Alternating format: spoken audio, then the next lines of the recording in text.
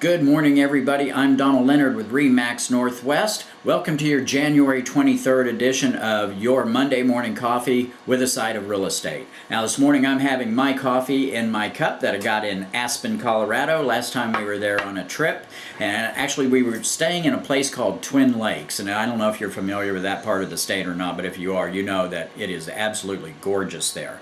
The elevation at Twin Lakes was like 9,000 feet. So when we talk about the fact that this place takes your breath away, it's not just because it's gorgeous, it's because the elevation is 9,000 feet.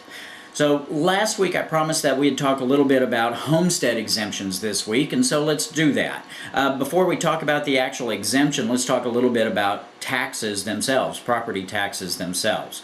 So the way our property taxes work is that they're based on what they call ad valorem taxes, which means that they're based on value.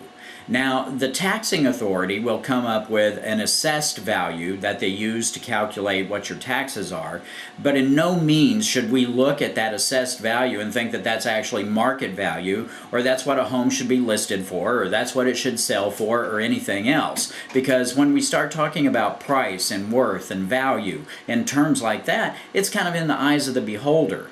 Now, the taxing districts are sometimes right on the money with their assessed value, but a lot of times not so much. They're not even close in a lot of cases. So we really don't want to pay attention to assessed value to assess a real worth or value to a buyer or a seller. This is what the taxing authority simply assesses the property at. So let's say that your taxes are assessed on a value of $300,000, that you have an assessed value on your home of $300,000. Well, the state of Texas has mandated that the school districts are required to drop your assessed value by $25,000. So if it is a $300,000 assessed value, they have to reduce by $25,000 down to $275,000 and then calculate the taxes based on that.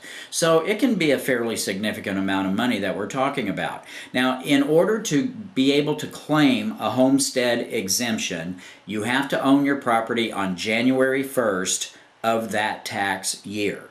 So I know that there is a myth out there sometimes where people think I have to own my home for at least a year before I can claim my homestead exemption. Now, that's not true. You just have to own your property as of January 1st of that year. So for example, if you wanted to take a homestead exemption this year, 2017, you had to own your property as of January the 1st. So if you have been in this business at all, or if you have bought or sold homes and you tried to do it at the end of the year, you know what a title company waiting room looks like at the end of the year. The last day of the year, everybody tries to get closed. It looks like a hospital waiting room. People just sitting around waiting and waiting and waiting because everybody is crammed in there trying to get it done so they can say, yes, I own my property on January the 1st, so I can claim the homestead exemption. We really don't like to wait that long if we can keep from it. So back to our exemption, $25,000 off the assessed value. That is what is mandated by the state of Texas, off the school district only.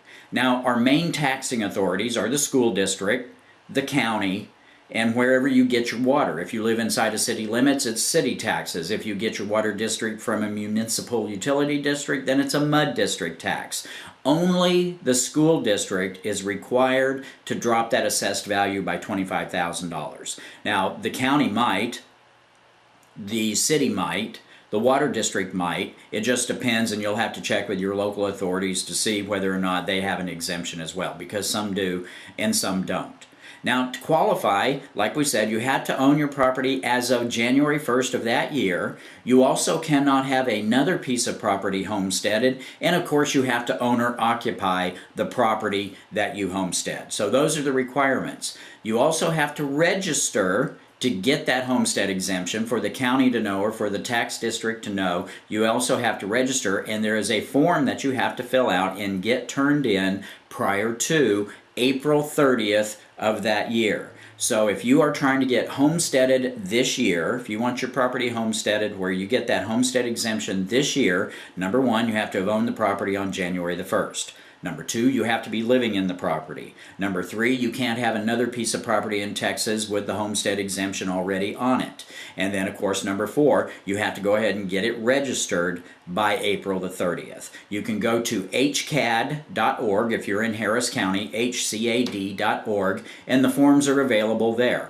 Or if you need some help filling it out or you need some more information, I would be happy to help you. I've helped a number of people not only get their homestead exemption, but also protest their assessed values. We can help you with that as well. So if you have any questions regarding real estate in general or the homestead exemption or protesting your taxes, please get in touch with me, Donald Leonard, at RE/MAX Northwest. 713-899-3938 is my number, and here in just a minute, the remainder of my contact information will be available to you.